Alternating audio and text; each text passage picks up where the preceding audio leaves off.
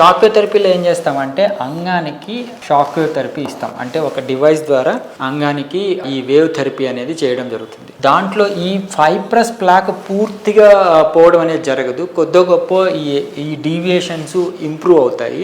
ఎలా ఇంప్రూవ్ అవుతాయంటే కొద్ది గొప్ప ఇక్కడంతా బ్లడ్ సప్లై ఇంప్రూవ్ అయ్యి ఈ స్ట్రైట్నెస్ అనేది కొద్దిగా ఇంప్రూవ్ అవ్వచ్చు.